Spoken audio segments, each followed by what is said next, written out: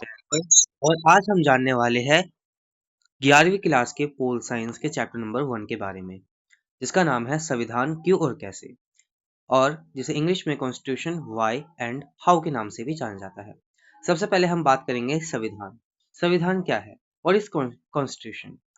सो जो हमारा संविधान है ये लिखित नियमों का समूह है, जिसमें हमारे कुछ नियम कायदे कानून लिखे होते हैं कि कैसे देश को एक चलाना है और कैसे नियम कायदे कानून को बनाना है।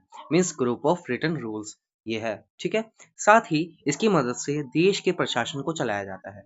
With the help of with the help of constitution, advertisement of a country run properly। ठीक है। साथ में हम बात करेंगे टाइप्स ऑफ कॉन्स्टिट्यूशन की। जो संविधान है, संविधान के कितने प्रकार हैं? संविधान के मुख्य रूप से दो प्रकार हैं, लिखित संविधान और अलिखित संविधान। देखो, लिखित संविधान में क्या अंतर और अलिखित संविधान में क्या अंतर है? जो लिखित संविधान है यह किसी संगठित संविधान सभा द्वारा बनाया जाता है। मैं दोबारा अपनी लाइन रिपीट करूंगा। यह किसी संगठित संविधान सभा द्वारा बनाया जाता है। जैसे भारत का जो संविधान है ये संविधान सभा ने मिलकर बनाया था। ठीक है। और कुछ एग्जाम्पल आ जाते हैं, जैसे हमारा कनाडा। कनाडा का जो संविधान है और इंडिया का जो संविधान है ये एक लिखित संविधान है। साथ में जो अलिखित संविधान है, अनरिटन कॉन्स्टिट्यूशन है, इसमें क्या अंतर है? केवल एक व्यक्ति द्वारा लिखा जाता है। ठीक है, एक व्यक्ति द्वारा लिखा जाता है। और ब्रिटेन और यूएसए का जो संविधान है ये अलिखित संविधान कहलाता है, मीन्स अनरिटन कॉन्स्टिट्यूशन कहलाता है। साथ ही बात करेंगे कुछ संविधान के कार्य के बारे में। Functions of constitution. जो संविधान है, संविधान के कार्य क्या होते हैं? सामाजिक तालमेल बनाना, समाज में क्या करना? सामाजिक तालमेल बनाना, सोशल कोऑर्डिनेशन को कायम करना या बनाना। साथ ही निर्णय लेने की शक्तियां प्रदान करना, मतलब डिसीजन मेकिंग पावर। जो निर्णय होंगे वो किसके पास होंगे? सरकार में अगर कौन हेड है तो उसके पास कौन सी शक्तियां होगी? ये सभी हमारे संविधान में लिखी गई है, भारत के संविधान में लिखी गई है। और एक बात प्रो टिप के बेसिस पे, जो हमारा भारत का जो संविधान है वो भारत का संविधान दुनिया का सबसे बड़ा लिखित संविधान है। रिपीट करूंगा, ये एमसीक्यू में आ जाता है 1 मार्क्स का, कि भारत का संविधान दुनिया का सबसे बड़ा लिखित संविधान है। ठीक है। साथ ही कुछ कार्य करेंगे। देखो, संविधान के कार्य क्या थे? सामाजिक तालमेल बनाना, मीन्स सोशल कोऑर्डिनेशन को कायम रखना, और निर्णय लेने की शक्तियां प्रदान करना, मतलब किसके पास कौन सी शक्ति होगी ये संविधान द्वारा ही निर्णय लिया जाता है। और शक्तियों पर सीमाएं लगाना। अगर कोई अपनी शक्तियों का मिसयूज करता है तो कॉन्स्टिट्यूशन कुछ अनुच्छेदों या आर्टिकल्स के द्वारा हमें बताता है कि किस मिसयूज पर वह कौन से एक्शन ले सकते हैं, हम लोग कौन से एक्शन ले सकते हैं। सामाजिक आकांक्षाओं की पूर्ति करना, और हमारी जो भी इच्छाएं है ये सामाजिक इच्छाओं को पूरा करता है कौन? संविधान। राष्ट्रीय बुनियादी पहचान, मतलब हमारी जो राष्ट्र की बुनियादी पहचान है, हमारे राष्ट्र को, भारत राष्ट्र को किस किस पहचान से जाना जाता है? तो हमारे राष्ट्रीय पहचान को लिखित संविधान के रूप में जाना जाता है, basis identity of a nation. इसी के साथ कुछ बात करेंगे। ये अभी मैंने शॉर्ट समरी लिखी है बिल्कुल। ठीक है, तो इसको याद कर लेना, लास्ट रिवीजन के लिए बहुत ज्यादा इंपॉर्टेंट हो जाती है ये वीडियो। ठीक है। और प्लीज लाइक कीजिएगा, सब्सक्राइब कीजिएगा अगर वीडियो अच्छी लग रही हो, नॉलेजेबल लग रही हो। ठीक है। साथ ही फॉर्मिंग द कॉन्स्टिट्यूशन, संविधान का जो निर्माण है वो किस प्रकार से किया गया था? भारतीय संविधान का निर्माण के बारे में पढ़ेंगे। ठीक है। After second world war. ठीक है, आफ्टर सेकेंड वर्ल्ड वॉर।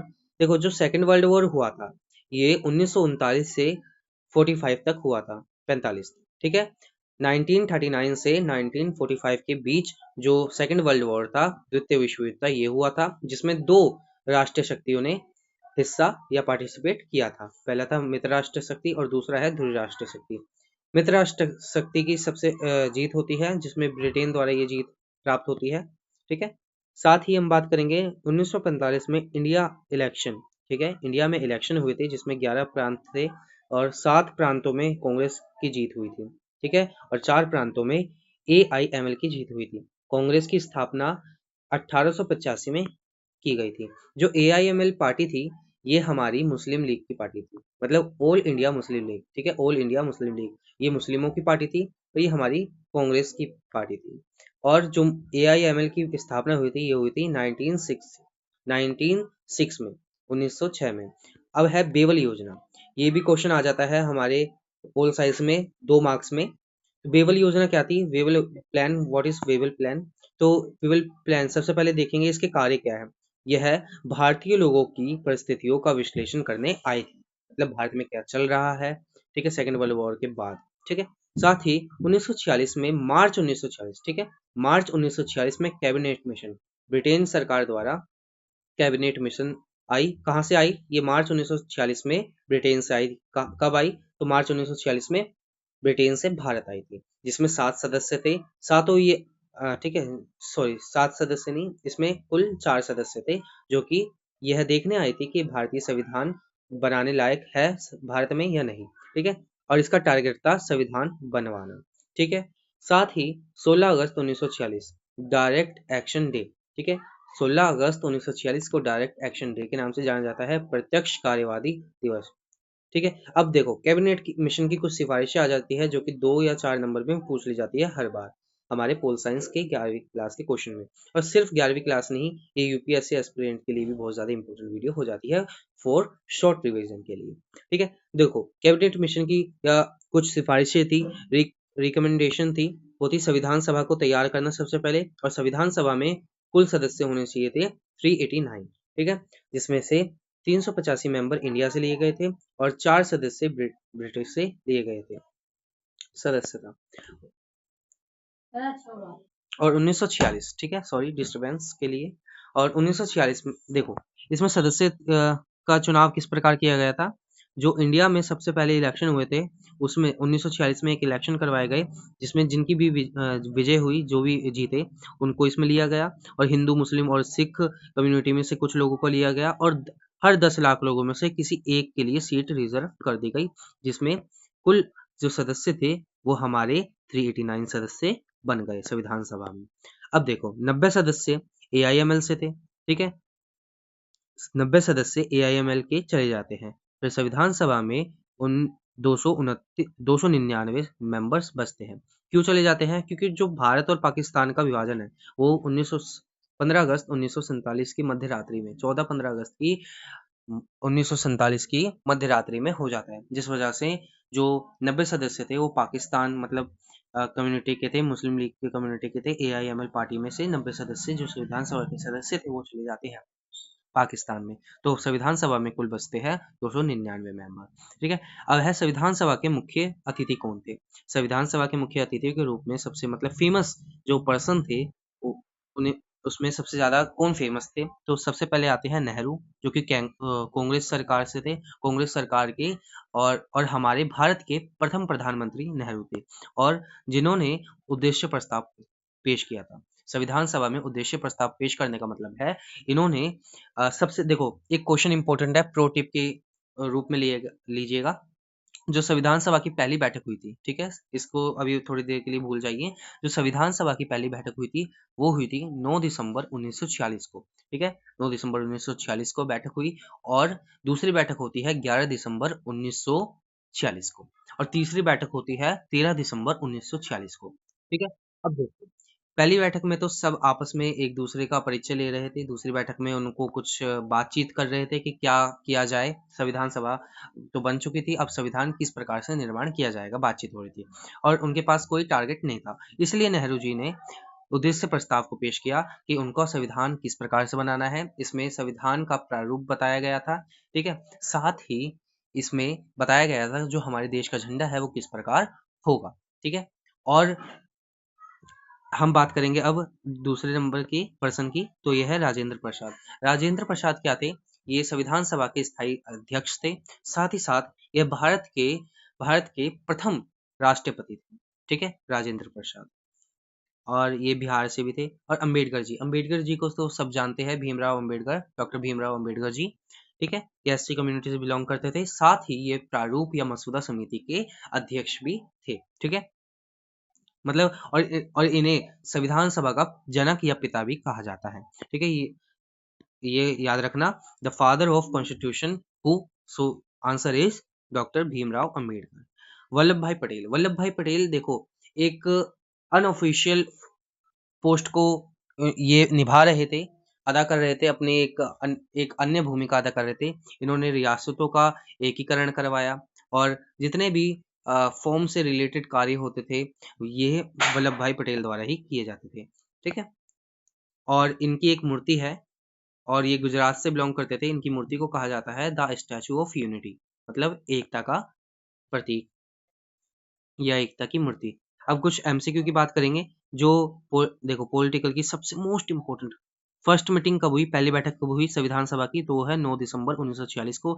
और संविधान सभा के स्थायी अध्यक्ष या परमानेंट चेयर मिनिस्टर कौन थे, सॉरी, तो वो थे डॉक्टर राजेंद्र प्रसाद। और तीसरा क्वेश्चन है कि अस्थायी अध्यक्ष मतलब टेम्पररी चेयर मिनिस्टर कौन थे संविधान सभा के। और ये अस्थायी अध्यक्ष का मतलब है कि संविधान सभा में केवल एक दिन के लिए एक अध्यक्ष बनाया गया था जो थे डॉक्टर सच्चिदानंद सिन्हा। अस्थायी अध्यक्ष डॉक्टर सच्चिदानंद सिन्हा और स्थायी अध्यक्ष डॉक्टर राजेंद्र प्रसाद। और कुल समय संविधान सभा को बनने में कुल समय या टोटल टाइम कितना लगा, तो वो है 2 वर्ष 11 महीने 18 दिन, मतलब 2 ईयर 11 मंथ और 18 डेज। प्रारूप समिति का अध्यक्ष, ठीक है, प्रारूप समिति का अध्यक्ष कौन है, chief minister of draft committee कौन थे, तो ये थे डॉक्टर भीमराव अंबेडकर।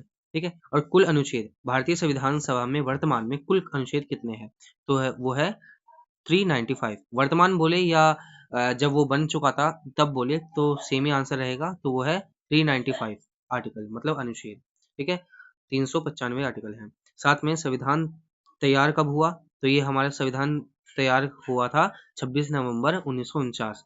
एक क्वेश्चन ये भी बनता है कि हमारे संविधान सभा को सॉरी हमारे संविधान को, भारतीय संविधान को कब अंगीकृत या अधिकृत किया गया, तो वो था 26 नवंबर 1949। ठीक है, या तैयार कब बन हो गया, तो वो था 26 नवंबर 1949। क्वेश्चन घुमा के भी आ सकता है। साथ ही साथ संविधान लागू कब हुआ, तो वो है 26 जनवरी 1950 को।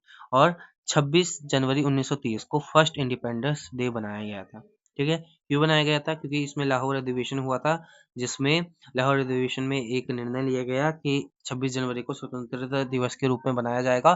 परंतु जो 26 जनवरी थी ये हमारा 26 जनवरी को रावी नदी के किनारे नेहरू जी ने अपने कुछ पार्टी मेंबर्स के साथ मिलकर रावी नदी के किनारे देश का झंडा लहराया और ये डिसाइड किया कि हर 26 जनवरी को अब स्वतंत्रता दिवस के रूप में मनाया जाएगा। परंतु आज़ादी जो थी वो अनिश्चित थी, वो इनको पता नहीं था कब होएगी।